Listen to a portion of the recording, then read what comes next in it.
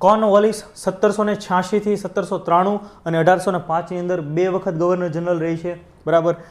American સ્વતંત્ર સમયે British સેનાનું નેતૃત્વ કર્યું હતું. જો 1786 થી 1793 નો સમયગાળો છે, તો એ પહેલા અમેરિકન રિવોલ્યુશન થાય છે, તો જ્યોર્જ વોશિંગ્ટન સામે પોતે હારીને આવે છે, પણ એક બાહોશ સેનાપતિ અધિકારી, અને એટલા માટે એને ભારત સોંપવામાં આવે છે.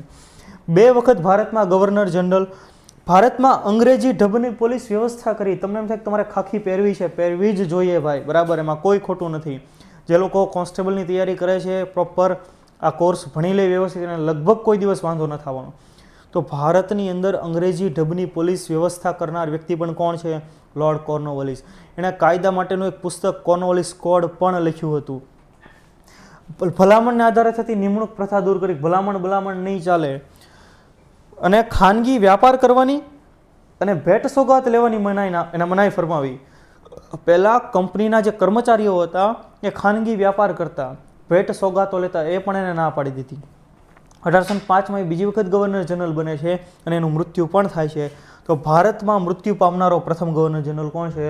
લોર્ડ કોર્નવાલિસ, જેને આપણે ભારતની અંદર સનદી સેવાના જનક તરીકે પણ ઓળખીએ છીએ. બધો કન્ટેન્ટ આગળ આવશે, આપણે પુસ્તક મુજબ ચાલીએ છીએ.